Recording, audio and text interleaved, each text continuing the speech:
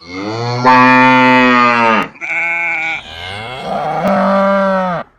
afternoon, people. Welcome back to the off-grid bunkhouse project.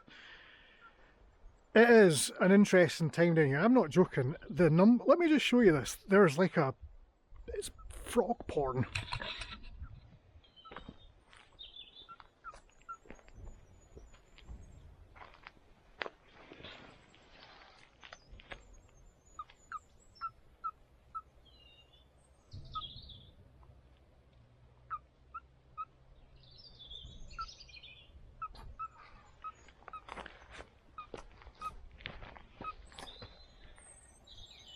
What is going on with you guys? Come on, don't fight. Are you just like playing it cool? Don't know what's going on. Well,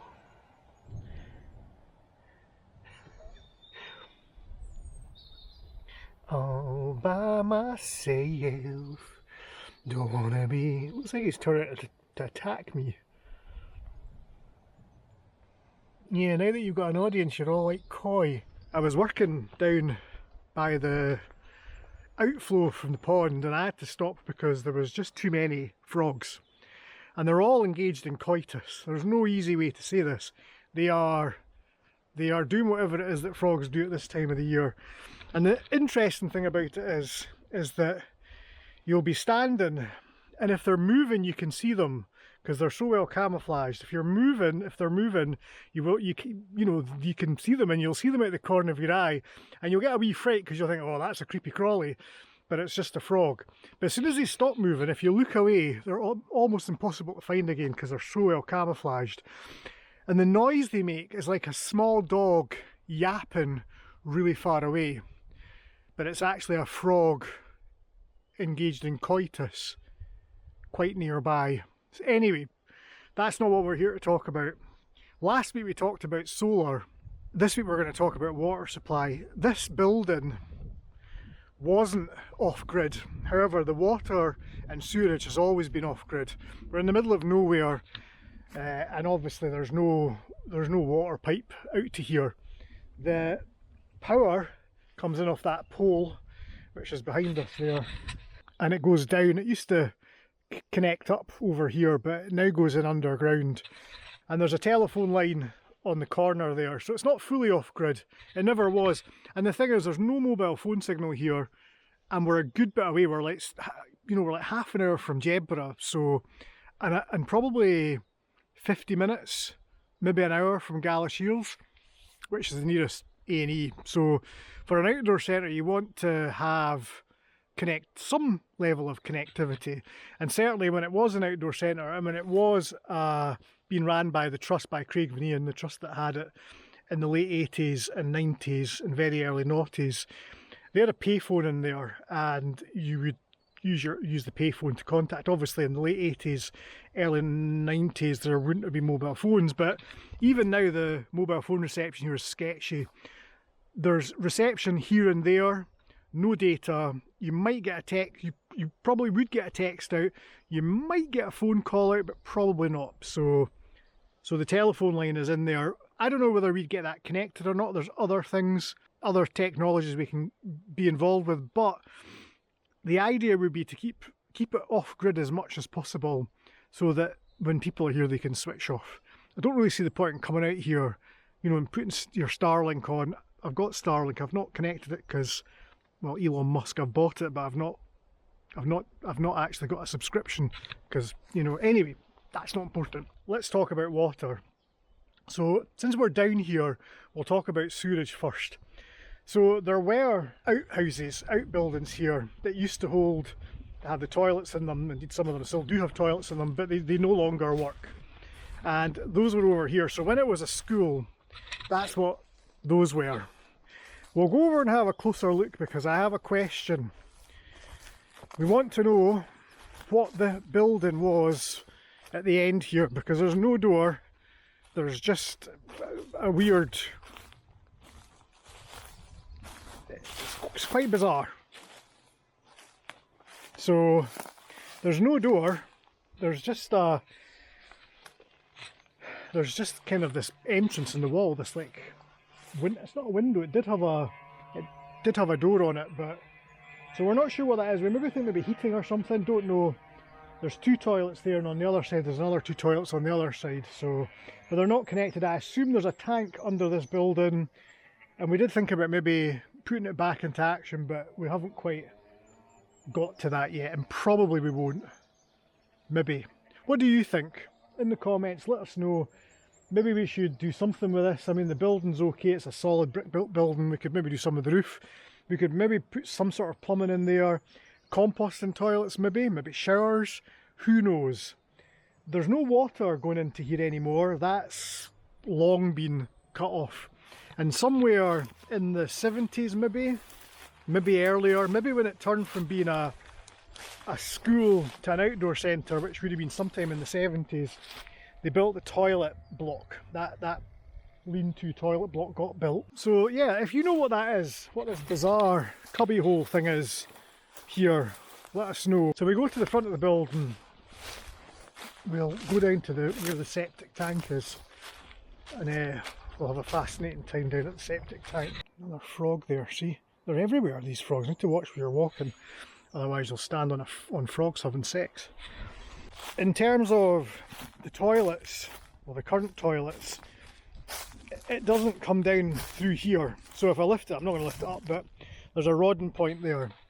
But weirdly, we were trying to unblock the toilets after the post scouts were here. They weren't blood, they were just overflowed. And this was clear. So we were punting all sorts of water, jet washing behind the building. But there was no water coming from here. So we think that the toilet up there, at the front of the building there, that's coming down from here. It's really clean. And we obviously tip any water that's collected from the leaky roof and the tarps. We tip into the toilet there. So that gets flushed effectively all the time, and we think it's coming down here. So we follow this down, making sure not to be standing on any frogs. And then here we have our septic tank, which I am not going to open because, I mean, why would you? So it's quite a big septic tank. This is a part of it here. Ooh. Let's not. Shall we open it? Shall we? This is going to be foul. I might need to pixelate this out. So I brought my I didn't bring the screwdriver for this. I brought the screwdriver because we're going up to the tank. Anyway, I'm procrastinating. Let's have a look.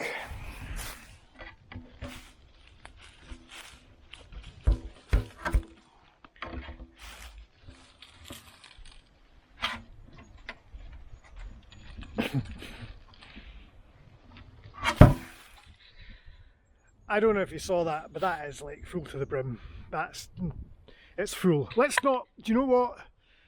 Let's not get too involved in the septic tank. We knew that it was full, and we knew that it stalled. Apparently the reaction, the biological reaction of the solids breaking down, if you don't use it, it stalls. I suppose we could get it emptied, but in all honesty, I'm not entirely sure that it's worth it. I think we might need to upgrade it and get something new, or go fully off-grid. However, if we are talking about having like maybe 20 or 30 people on site for a weekend or even a week, I think the off-grid's not going to cut it. I think we need to have something a bit more industrial. So we might need to get this pumped out. So what we're going to do now is we're going to go and walk up to the top of the hill to look at the supply side, after having looked at the sewerage side. So just so you can get orientated, we're currently walking up through one of the bracken fields, usually in the height of summer, or August, June, July, August. This whole area is about 6 to 8 feet high with just bracken. As you can see, it's all kind of died down, but it does go back. And we normally strim a path up, which I'm on just now. You can kind of see it wending its way up. And we strim a path up to the settling tank, which is in the topmost corner of the property, the south-west corner that would be, and that's where we're heading now.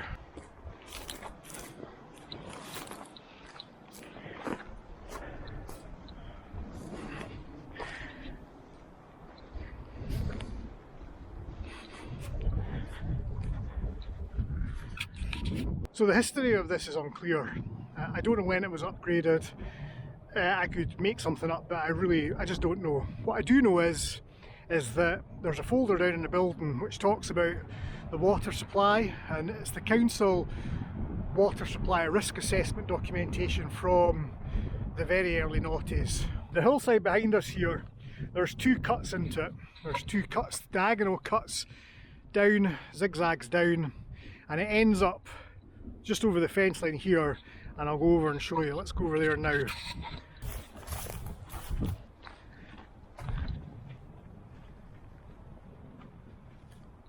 Are you allowed to have frogs in your drinking water? I would say probably not. So there's an actual sort of brook here, a burn, a babbling brook, a burn, and there's actually quite a lot of water in it for a change. It's not usually, doesn't usually have that much water in it, but it zigzags up the hill here, just one zig and one zag. And then under where I'm standing, there's a pipe, some sort of feed pipe, which goes back into the tank over there. So we've dug this 2 years ago. We dug this trying to find the pipe because it's silted up.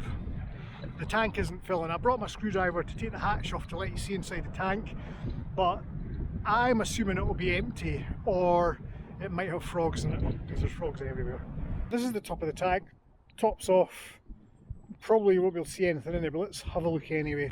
As you can see, the water level is way down low. So that's the outflow there, that horrible musty looking thing in the corner there. This is the inflow. So we know the brook, the cut there has got water in it and frogs and a lot of like slimy mud, but it's not filling this tank. There was a storm and this tank did fill up. We came up and it was full, and we fitted a filter down in the kitchen, a new filter, fixed all the plumbing. It had obviously split from various frosts, and we thought, great, it's filling up again. Maybe that storm had cleared the silt out of it, but no. Now, we didn't use all the water in this settling tank, so we think it leaked out. So we think that at some point down there, wherever this outflow pipe wends its way down to the building, we think that it's maybe damaged. Tree roots, maybe it's split, maybe frost got it eventually. Who knows? Frogs, for all we know. It might be blocked with frogs, we just don't know. But the point is that this no longer works as a water supply. Do we dig a well? Do we drill and get a well that way? Put one of those electric pump things down there? Do we fix this? What do we do? I don't know. I don't know. I need to take some advice. And if you know, comment below and let me know what you think. We'll go down and I'll show you what we did in the kitchen with the filter, but as I say, none of it works. So luxuriously appointed. It's not actually a composting toilet, it's a hole in the ground toilet, this here. It's painted green so that it blends in with the forest. Here is the main stopcock for the settling tank up the hill. So that's the main inflow of water, and for the whole building at one point. We've disconnected the showers, obviously they've not been in for a while. Let's ignore that space.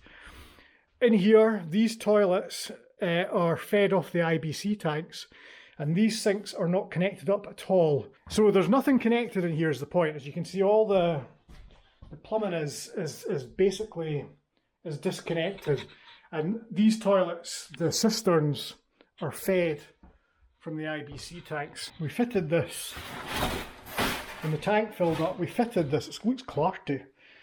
As you can see, it comes in here, through the filter, and then this goes to the, well, it did used to go to the sinks in the toilet, but that's switched off now.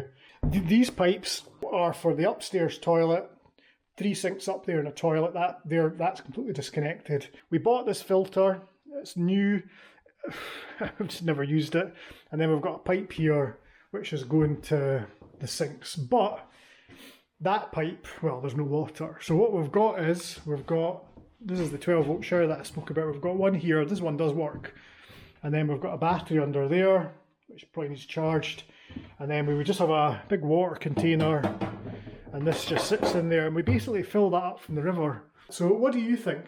Off-grid water, off-grid sewerage, how do we do it? I think that given the amount of money that this place needs to be revamped, if you just look at the ceiling there, it's clarity. The roof alone is £100,000. So if we have to spend 5 or 10,000 on water and sewerage, it's, in the grand scheme of things, it's not an awful lot of money extra on top of that. So put a comment below, like and follow the channel, please. We really want to get our subscribers up above 1,000.